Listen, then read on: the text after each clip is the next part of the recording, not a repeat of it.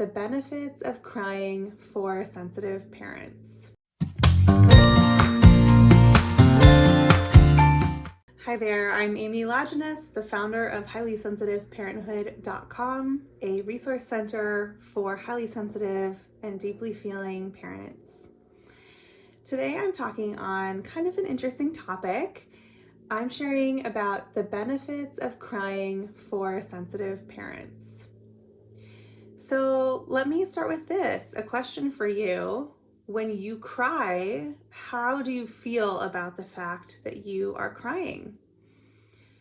I have worked with many people who have a variety of reactions to crying in my role as a therapist and in my role as a coach. The reactions to crying range from relief, feels good to finally cry, I'm glad I can let this out, to apology, kind of, sorry, oh my gosh, I can't believe that this is happening, and wiping their eyes, to trying to restrain themselves from crying, like not even letting themselves release it, even though I can hear it in their voice or see the tears glistening in their eyes. So many of us were taught, either from our families or just the culture we grew up in, to view crying in a certain way. We might have been told that it's weak. We might have been told, hey, stop crying. That's too much. Quit it. Probably very few of us were encouraged to continue crying, but maybe some of us had a loving grandparent or, caregiver who said, yeah, just let it out. That's okay. It's okay to cry. So wherever you are on the spectrum of crying, how you feel about it, whether you're embarrassed, annoyed with yourself, upset that it's happening, or relieved that you're able to release through your tears, I wanted to share, a few observations about how crying can actually be beneficial for highly sensitive parents. So in general, people who are highly sensitive, I actually don't know if there's research on this, but I'm fairly confident in saying that we probably cry more often than other people do because we're deeply feeling, because we are empathically, and we connect with other people's emotions. And so when we see other people suffering, or when somebody says something that hits us, that hurts us, that doesn't feel good to us, crying is a fairly natural reaction to that. Additionally, for many of us, when we're overwhelmed or overstimulated, tears can be a way that the body kind of expresses that or releases that overwhelm. So as parents, of course, we're shouldering a lot, right? It can be intense, it can be overwhelming, it can be exhausting. And I know for me, especially the first few years of parenting, and of course pregnancy too, there was a lot of tears. It slowly kind of decreased as my kids have gotten a bit older. They're both school age now. But yeah, when they're toddlers and they're touched and they're crying and you're hearing them cry and there's so many things to attend to, you're feeling overwhelmed. It's, to some extent it's normal to cry in those situations. That said, when we are crying really often, when we're frequently crying, when we're feeling like it's actually not helping us to cry, to release, when it feels like it's making it worse to cry, or like there's just a depth of despair, definitely could be an indication of depression or just a need for some mental health support. So I'm not including necessarily like super frequent, intense crying. It still can be healthy in some ways, but it can also be an indication that you need a little more support. So just throwing that out there. So I wanted to share, though, this may sound a little funny, but I wanted to share about a few benefits that crying has for people in general, and for highly sensitive parents in particular. So the first way that crying can be beneficial is that it can provide a healthy release of emotions. So often our mind and our body can be a bit out of alignment. Our body's, needing to stay busy and do a bunch of stuff, and our mind is feeling exhausted and needing to just release.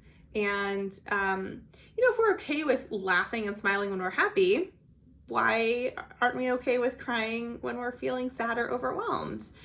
So maybe just giving ourselves the permission to do that, to release through crying, it can provide the emotional release that we're looking for.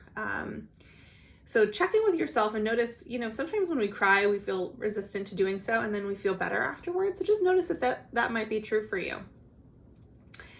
Secondly, a second benefit is that crying actually releases some natural painkillers, some endorphins, as well as oxytocin, which is colloquially named the cuddle hormone. It's what nursing parents release when they're feeding their child. It's also released in childbirth and in other situations when we're cuddling with loved ones, partners. So when we cry, oxytocin is released, this cuddle hormone. It's literally taking steps to heal itself. The body is when we cry. It is helping us to feel better, right? These natural painkillers are released when we cry.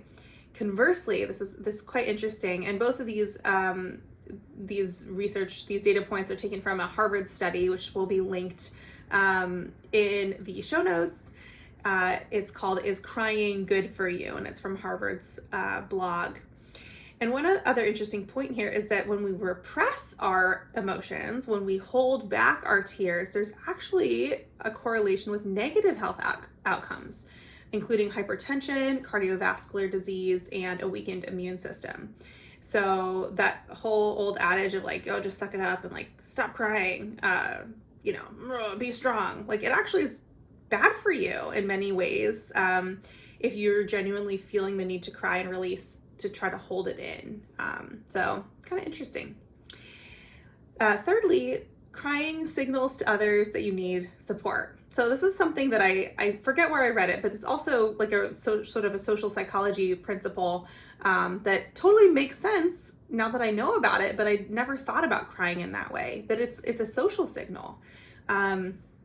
So as parents, as highly sensitive parents, so much of our life is dedicated to keeping our kids safe, happy, developing, connected. And sometimes we need to be the ones who are taken care of, who are made to feel safe, happy, and connected from a partner, a friend, a family member, another loved one. And when we cry, it's a signal. When we see somebody crying, when we see our child crying, when we see a friend or a loved one crying, I mean, sometimes it's okay to ignore your crying child, I think, if they're safe and you've done what you can to care for them in that situation, or if you're feeling too overwhelmed. That's a whole other topic though.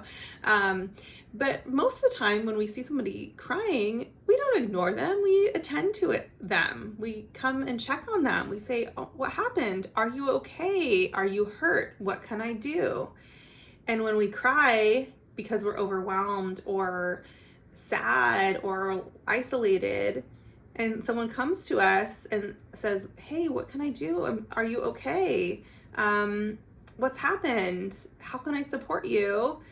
The tears have actually functioned as kind of a little message to that person or to the people around us that we need something. We need practical support or emotional support. So it's kind of like a little emergency flare that goes up and tells people around us, hey, pause, like stop what you're doing. Come attend to me and respond to our needs. And that might feel a little funny as an adult to need that, but we're all human. We all need help sometimes. We all feel overwhelmed at times. We all benefit from connection to others. And we often are the ones who are doling out that support, who are giving it to other people, and we are more than welcome to also receive that support from other people. So I hope you're feeling maybe a little more open to seeing crying as a tool, as not a weakness, not a flaw, not something to try to hide or run away from, but rather something that can provide you as a sensitive parent with a sense of emotional release.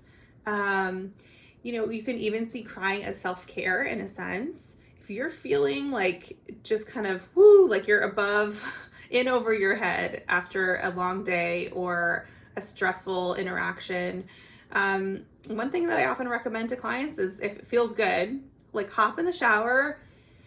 It's private in there. Take some deep breaths. You can let the water wash your skin, and you can just let the tears roll. Nobody's watching you, seeing you, hearing you. If you're wanting to kind of have some privacy as you cry, Some people, it feels uncomfortable initially to cry in front of other people, and so that can be a way to just, self-care. Hey, I need to go cry for a little bit, and that's okay.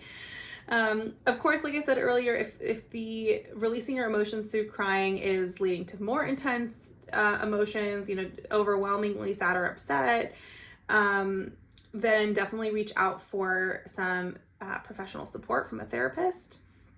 If you're in the state of California, I might be able to support you in the therapy side of my business.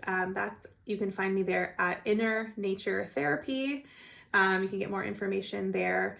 You can also look at Dr. Elaine Aron's website, hsperson.com, which contains a directory of HSP knowledgeable therapists that you can find in your area. Both of those resources will also be listed in the show notes.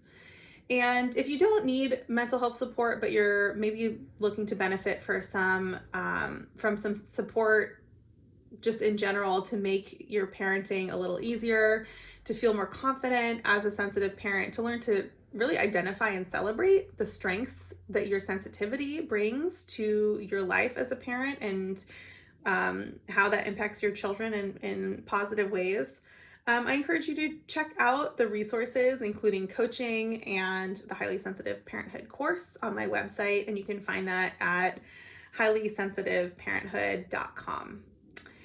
And if you have any thoughts or questions, I know this is kind of a bit of a different topic, crying and sensitivity. Gosh, it's an interesting one, and I'd really be curious to hear if you have any thoughts, reactions, maybe things that you've been told about what's okay and what's not okay with crying. So I'd love to hear from you. Drop your thoughts or questions in the comments box, or feel free to email me at amy@highlysensitiveparenthood.com.